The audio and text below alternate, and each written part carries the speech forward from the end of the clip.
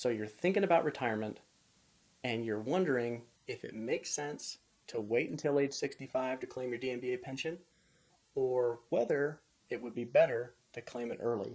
Financially, which is the better option?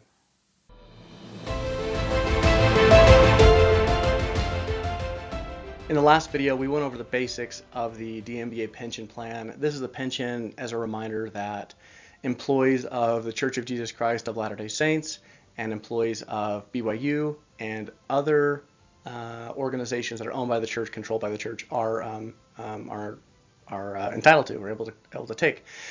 So in the last video, I talked about the basics of how the pension plan works, and now we're going to jump into how that pension benefit is impacted if you claim it early. So DMBA is similar to other pension plans in the sense that you have the option to claim it early. Even Social Security allows you to claim your benefit before your full retirement age. But just like this pension is unique in other aspects that I covered in the other video, it's also unique in how early benefits are calculated. So the first thing that we're going to do is break down how that early benefit is calculated. So something to say up front, the way the benefit is calculated is different based on when you separated from employment. So I should say that your age when you separated from employment.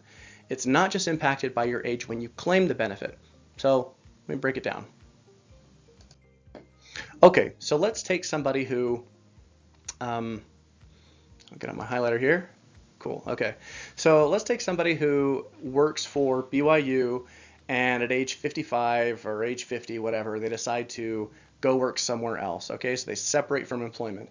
Then they decide to take their pension before age 65. How does that work? So first, here on the left-hand side, we're looking at the age that somebody claims their pension. Okay. Now, here in the center of the table, you can see whether they separated from employment before age 60 or after age 60. So in the example that I'm going through right now, somebody separates from employment at age 50, and then they decide to take their benefit, to claim their pension at age 60. We're tracking? Okay. Their pension benefit, or their standard benefit, would be reduced by 25%. So all else being equal, years of employment, 5 years of average, highest years of salary. Take that standard benefit, reduce it by 25%. You can see as they get closer to age 65, that penalty is reduced. So claim it at age 61, it's reduced by 20%, 15% at age 62, and finally, if you claim it at age 64, that reduction is only, that penalty is only 5%. Now let's take the same person, same years of service and everything, but they separate from employment at age 60 and then decide to claim their pension. How is their reduction calculated? So if they claim it at age 60, the day after they turn 60, their benefit is reduced by 17%. At age 61 by 13%, and you can see going down all the way until age 64, their benefit is reduced by 3%. Pretty big difference. And so it may not be, just like, I guess just looking at these percentages, it's not clear like, okay, 25 versus 17.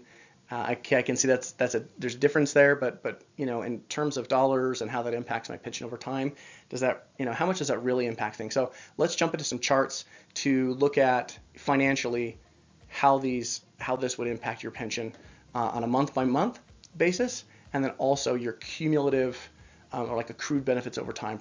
Okay, so in this example, we're looking at somebody who decides to claim their pension at age 60. And this is someone who separated from employment before they turned 60 years old. And we're going to compare their 4% increasing payment option at age 60 versus age 65 to see how that reduction, how the math comes into play. So looking at this example, if this person had waited until age 65 to claim their pension, the 4% increasing option would have been just over $1,600 a month. Now, if they claim at age 60, that 25% reduction comes into play, so their benefit would be $1,246. So this pension is increasing by 4% each year. By the time they reach age 65, if they had claimed it early, that pension amount grows to $1,517. So interestingly enough, by the time they reach age 65, they've made up a lot of that gap between the two benefit amounts.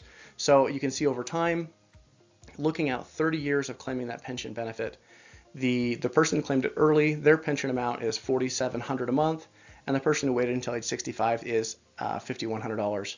So this is pretty interesting. maybe it's not just like screaming out loud to you by looking at this chart, but in terms of this compared to other pension plans, this reduction of 25% by taking it 5 years early is actually it's actually not that it's not that severe, because with the 4% increasing option, that actually makes up ground and effectively kind of reduces that penalty over time. A lot of people ask me about Social Security. Hey, if I claim it early, I know that I have a penalty. I know that I get less.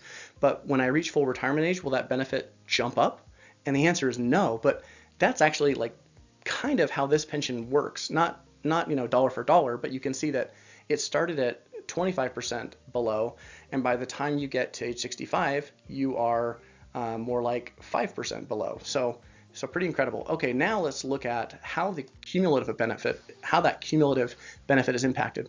So this person who claimed it early, you can see that they're receiving monthly income for 5 years, and after 5 years, they would have received about $81,000 of cumulative benefits. So obviously that's significant. Now going forward, for it to make sense, for them to break even, for them to get more by waiting, they would have to be receiving benefits for 32 years before finally they're gonna have a higher cumulative benefit for waiting until age 65.